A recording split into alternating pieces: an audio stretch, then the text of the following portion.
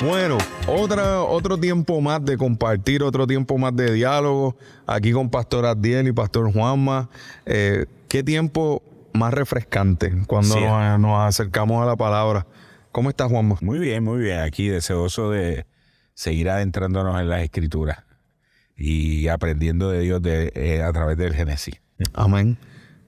¿Y tú, Pastor? Amén, contento de estar aquí, de seguir aprendiendo y creciendo y profundizando cada vez más en la palabra del Señor. Bueno, nos quedamos la vez pasada hablando sobre Abraham. Creo que fue un diálogo hermoso, o sea, y a la misma vez muy revelador, el carácter del Señor. Pero seguimos en Génesis. Y en Génesis encontramos diversos personajes. Sabemos que ahí Isaac fue el hijo de la promesa, pero Isaac entonces tuvo 2 hijos, tuvo a Jacob y Esaú. Esaú era el mayor, pero entonces el menor comienza su historia de vida usurpando el lugar del mayor, inclusive hasta usurpando y tomando la primogenitura, y de momento nos estamos enfrentando a que parecería que como que Esaú es el que va a seguir la historia, ¿verdad? Porque tú piensas, cuando estás viendo el Génesis, tú dices, wow, Jacob era bien bambalán, como decimos, tú sabes, y Esaú se ve como que el pobre, el que bendito, mira lo que le hicieron. Entonces, pues a veces tú pensarías que la historia bíblica a quien va a seguir es Esaú, pero lo que nos muestra la historia es que a quien sigue es a Jacob. Y entonces, y en ese seguir a Jacob, pues nos habla de ese Dios que nos sigue a nosotros a pesar de nuestras circunstancias. Y que nos dice de una manera constante y firme, no es a tu manera, es a la mía. No es como tú quieres, es como yo quiero. Ya mi plan, ya mi propósito, ya mi misión está establecida, está definida. Tú me sigues a mí, yo no te sigo a ti. Y eso es lo que nosotros podemos ver en esta historia, ¿verdad? De Jacob, y de la manera en cómo Dios trata con Jacob, ¿verdad? Jacob obtiene esa bendición bajo un engaño, ¿verdad? Y trata, ¿verdad?, de funcionar, de continuar de esa manera, pero Dios le pone un hasta aquí. Dios le pone lo que nosotros le llamamos en Arroyo Bichol un tate quieto. Es a mi manera, es a mi forma, y yo te voy a llevar y yo te voy a guiar de esa manera y de esa forma. Dios es capaz de tornar las cosas sin violentar nuestras voluntades, pero de utilizar las cosas para cumplir su promesa. Y las circunstancias. Y lo vemos en Abraham, lo vemos en Jacob, lo vamos a ver en José, cuando sigamos nuestra conversación, donde dentro de todas las circunstancias que se da, Dios hace y mueve, ¿verdad? Para que el ser humano pueda entenderlo, comprenderlo, llegar a enfrentarse a él, enfrentarse a las circunstancias, y que él sea glorificado y que nuevamente su promesa sea cumplida y se lleve a cabo su propósito. Y en ese sentido, esa relación, la historia de Jacob la refleja gigantescamente, ¿verdad? Porque Jacob, dentro de su realidad, que su propio nombre es usurpador, el que usurpa, ¿verdad? Por decirlo así, podemos decir hasta es engañador, usurpador. Jacob está luchando con esa naturaleza constantemente en su vida y sufre las consecuencias de ello, ¿verdad? Y a través de esas experiencias que va viendo y va viviendo, va enfrentándose a un Dios que, aun cuando él va moviéndose en el favor de Dios, va enfrentando unas dificultades. Dios está poniendo su favor sobre él y su misericordia, pero a la misma vez enfrenta las dificultades de las decisiones que ha tomado y los temores que traen con ella las decisiones de ser un usurpador y un engañador, porque en la esencia primordial de alguien que miente, que engaña, es el miedo profundo que tiene en su interior de ser conocido tal y cual él es. De ser descubierto. Y él está huyendo de su hermano Esaú toda su vida, ¿verdad? Porque sabe que Esaú sabe quién es él. y él no quiere enfrentarse a quien él es. Y en ese sentido vemos toda esa vida de Jacob y todas sus circunstancias con un Dios que quiere moverse a su favor y reflejar su misericordia sobre él, pero él tiene que reconocer quién es él verdadera. Y vemos en ese Génesis 28 cómo Dios se aparece entonces a Jacob. Y vas a compartir algo. Así que pudiésemos decir que Jacob, por su naturaleza y como él era, pudiese estar persiguiendo entonces las bendiciones de Dios más que el conocer a Dios versus la intención de Dios de darse a conocer y revelarse a sí mismo con él. Sí, yo creo que en cierto sentido es alguien que quiere a su manera alcanzar unas cosas y Dios le está diciendo no es a tu manera, es a mi manera, ¿verdad? Y va enfrentándolo a sus circunstancias a través de su vida, con que si él quiere verdaderamente experimentar lo que es la bendición de Dios, él va a tener que primero reconocer quién es él y quién es Dios. Y no es una condición como que arbitraria exclusivamente de que pues a mi manera porque yo quiero o porque yo soy como que egocéntrico. Es que realmente como te diseñé. El diseño mío es verdad y yo quiero que tú puedas entender ese diseño. Por eso ese Génesis 28, cuando él se revela, cuando Dios se revela a Jacob, le dice, yo soy Jehová, el Dios de Abraham, tu padre. Entonces lo lleva hasta Abraham. A mí eso me fascina de que en este Génesis el Señor le está diciendo, quiero que visualices que hay una promesa mía desde tu padre Abraham, del Dios de Isaac, y donde estás acostado te lo voy a dar en descendencia, siguiendo esa promesa que el Señor le hizo a Abraham. Eso va a los indicativos que estábamos hablando y los imperativos de Dios. O sea, Dios le está diciendo a Jacob, a base de quién yo soy. Exacto. Y de la promesa que yo he hecho. Aunque tú eres un usurpador. Exacto. A base de quién yo soy y de la promesa que yo he hecho, es que me voy a mover, ¿verdad? Para trabajar contigo y exigirte. O sea, Dios va a exigir de Jacob a base de unas cosas que ya Dios ha hecho. Y ahí, obviamente, tenemos que mirar el Nuevo Testamento cuando dice que aún siendo nosotros pecadores, ¿verdad? Más aún nosotros siendo pecadores, Cristo murió por nosotros. O sea, vemos esa esperanza a pesar de nuestra fragilidad, nuestro pecado, nuestra humanidad y nuestras circunstancias. Vemos a ese Dios que promete y que obviamente Jacob reconoce, ¿verdad? Este es uno de los coritos que de mucho tiempo que la gente canta, ¿no?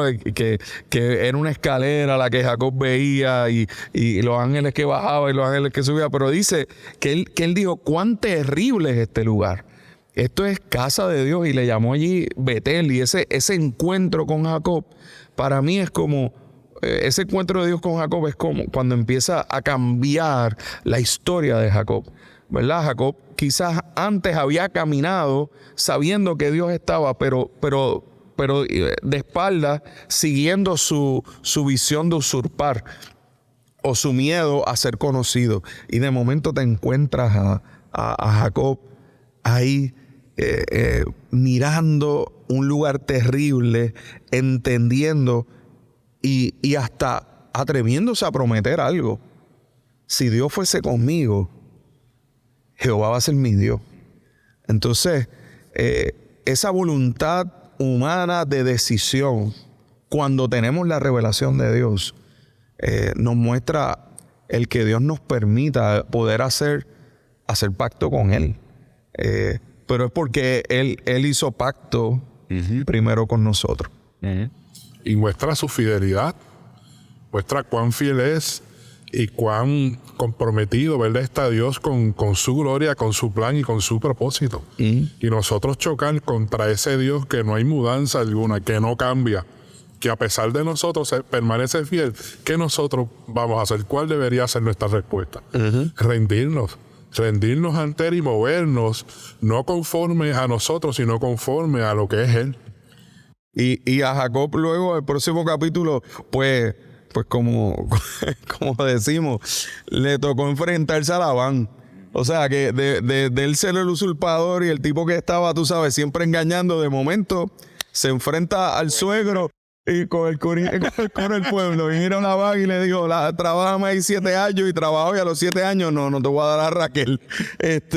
Y tuvo que trabajar 14. O sea, es después de ese encuentro con Dios donde Jacob, el que quizás iba en esa visión de usurpar y de lograr, de momento, él es engañado, pero él asume la responsabilidad y trabaja y reconoce ¿verdad? El trabajo en el Génesis es abodá y el trabajar abodá en el original es adoración. Así que básicamente Jacob está dando sus primeros pasos de adoración genuina sin usurpar y aún siendo engañado. O sea, de momento es como si Jacob estuviera entrando en un proceso de transformación que se parece a lo que nos pasa a nosotros en nuestra vida. Cuando recibimos esa revelación de Dios, comienza una transformación en nuestra vida y comienza el Señor a ese cambio de nombre que luego entonces se da. Jacob fácilmente pudo haber dicho como algunos de nosotros, diache, Señor, yo me encontré contigo, yo ahí, y ahora lo primero que me pasa es que me cogen de ojo. O sea, me enfrento a las circunstancias. Y en ese sentido vemos también el patrón de Dios de trabajar con nosotros, igual que como Dios trabajó con Abraham, trabaja con Jacob, porque quiere sacarle a Jacob unas cosas. Y entonces Jacob todavía tenía una factura que enfrentar, que era la factura de su hermano Esaú. Así es. Y esa factura estaba difícil de pagar. Era difícil y él le tenía miedo. Le tenía miedo porque vemos entonces como la escritura... Mira, los hermanos menores, tú eres hermano menor también. Tú eres el más chiquito. Cuando de momento viene el mayor y tú sabes, uno respira. No, tú sabes. Jacob estaba consciente de lo que él le había hecho a Esaú. Exacto. Y eso lo perseguía. Y Jacob sabía que desde la perspectiva de él era imperdonable. Y vemos cómo se da ese proceso donde él sabe que Esaú viene detrás de él y empieza a mandar mensajeros y empieza a mandar regalos. Empieza a mandar cosas y a hacer promesas y Esaú sigue para adelante y él llega al punto en que ya no tiene más nada que mandar, ¿verdad? Y está solo. Y en esa soledad aparece Dios y lucha con Dios. y es uno de los eventos... Juanma, discúlpame. Sí. Es que esto hay que señalarlo. Hay que detenerse aquí un momento. En el momento más difícil de Jacob, donde Jacob estaba tratando de ver cómo resolvía el asunto de Esaú, quizás la noche más horrible, la noche más larga, quizás ahí es donde el Señor dice, bueno, voy a revelarme otra vez. Y yo creo que nosotros en Arroyo Habichuela, acá como hablamos, necesitamos tener claro algo. En los momentos más oscuros y más difíciles que experimentamos, vemos a Dios revelarse a nuestra vida.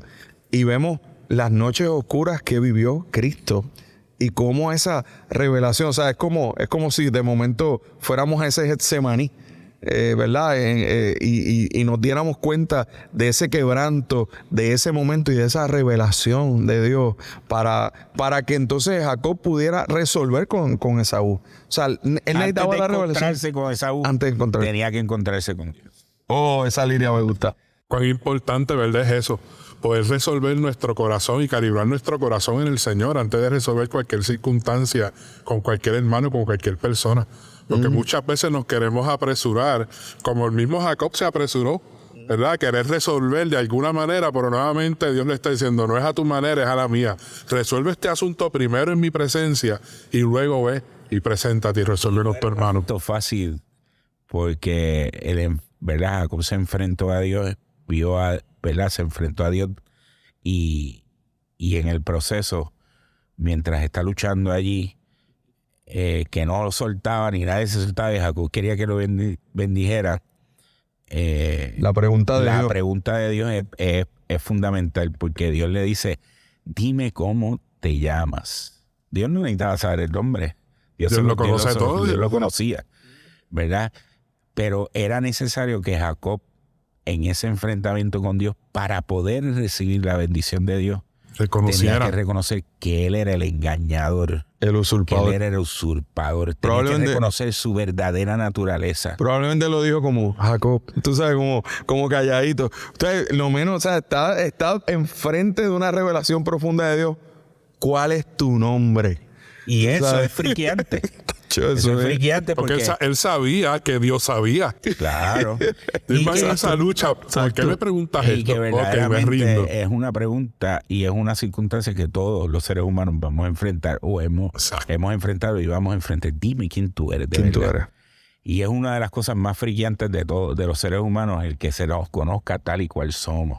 Pero no tan solo que se nos conozca tal y cual somos, que Dios nos conoce. De Dios no nos podemos esconder. Es que nosotros con nuestra boca confesemos quiénes somos de verdad. Y hay otro detalle, y es que este hombre diciendo Jacob, lo estaba diciendo Jacobo, ¿verdad? Ya el muslo se le había desencajado. Ya había la marca de esa revelación. La herida. La herida que De está amor. ahí. La herida de amor. amor. Entonces, todos necesitamos experimentar esa cojera. Ese lugar donde el Señor quiebra y nos lleva a cambio de nombre, ¿verdad? Ya no te va a llamar Jacob.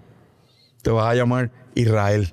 Él es el que luchaste. Y vemos a la Escritura regularmente el Dios que aunque tu nombre es de una manera que representa maldición, yo voy a cambiar los nombres de bendición. O sea, ya no te vas a llamar más Simón, te vas a llamar Pedro. Tú sabes, es ese cambio. Inclusive Apocalipsis dice que hay una piedrecita blanca donde estará ese nombre nuevo que Dios nos habrá puesto. Y yo creo que esa marca es gloriosa en nuestra vida y no debemos huir de esa marca de la revelación Y de Dios. Jacob apunta a Jesús en ese aspecto porque así como Jacob recibió esa herida y a través de ella fue ¿verdad? Enfrentado con Dios y transformado, Jesús fue herido por nosotros. Más el herido fue. Herido por nosotros, ¿verdad? Para que nosotros pudiéramos tener un nuevo nombre, una nueva vida, una nueva oportunidad en él.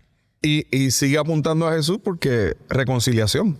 Porque después vino la reconciliación con Esaú, que probablemente Jacob lo menos que pensaba era que cuando él alzara sus ojos y veía que venía Esaú, y Esaú venía con 400 hombres, o sea, no venía solito, venía con 400 hombres, y dice que él lo que hizo fue, mira, repartió los niños entre Lea y Raquel, vamos a ver, y puso la sierva y puso los niños al frente, él hizo toda una contingencia, pero Esaú corrió. Le abrazó, se echó sobre su cuello, le besó y lloraron. Y aquí Esaú me apunta a esa revelación de Dios, de ese Dios que hace lo que uno no espera. Y me apunta Es el hermano mayor el que va en hermano, búsqueda exacto. de su hermano menor. El hijo pródigo que viene el padre y se le echó el cuello y le besó, tú En sabes. este caso, el hermano mayor, Esaú, actuó mejor que el hermano mayor del hijo pródigo. Y verdaderamente representa a Jesús, que es el que viene como nuestro hermano mayor, Nuestro hermano mayor. a rescatarnos y a perdonarnos y a restaurarnos. Wow, qué rico está esto, porque es mirar ahí la escritura. Pero y ese nombre, ¿verdad? Que Dios le cambia, también me hace pensar cuando el momento en que Pablo escribió a los filipenses. O sea, es que Dios le da, ¿verdad? Un nuevo nombre, ¿verdad? Ese nombre a Jesús, para que en el nombre de Jesús se doble toda rodilla y toda lengua confiese que Él es el Señor para la gloria de Dios Padre. Que mucho de Jacob, ¿verdad? Vemos cómo apunta a nosotros, cómo apunta a Jesús, cómo apunta a Dios. Pero entonces, quizás en Génesis no hay uno que sea... Bueno, es que yo creo que obviamente Jacob apunta gloriosamente, como hemos visto. Pero wow, José... La historia de José, el hijo de Jacob, el vendido por sus hermanos, ¿cuánto de esta historia apunta a Cristo? ¿Cuánto de esta historia podemos decir que apunta a esa revelación de Dios? Es gigantesco, o sea, y la historia de José ha sido una marca no tan solo desde la perspectiva bíblica, sino ha sido una historia que ha sido recogida, ¿verdad? El efecto de esa historia y lo que pasó con José es una historia profunda, de mucha profundidad.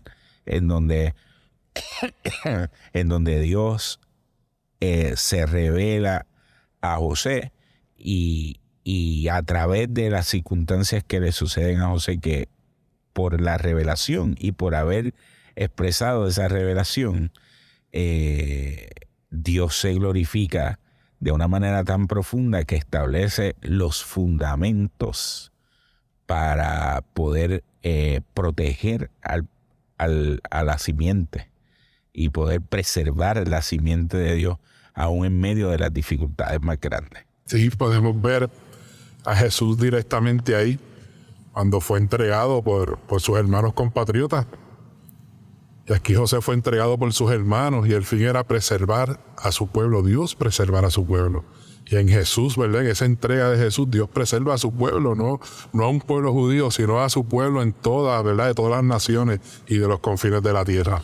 Y vemos a ese José que entonces tiene que llegar a un lugar extraño, así como Jesús decidió venir y despojarse. Y José tenía su vestidura preciosa por encima de sus hermanos y de momento queda despojado, se convierte en un esclavo, termina siendo esclavo de Potifar. Y no solamente siendo esclavo de Potifar, sino que haciendo aún las cosas bien, es visto por la esposa de Potifar. Tiene que vencer la tentación de deshonrar a Dios y de deshonrar a su jefe, pero es juzgado injustamente. Así que vemos como cuando Cristo fue juzgado injustamente y es metido en la cárcel, y en medio de todo ese proceso, de momento Dios lo levanta, lo pone en un lugar de autoridad, pero se enfrenta a sus hermanos.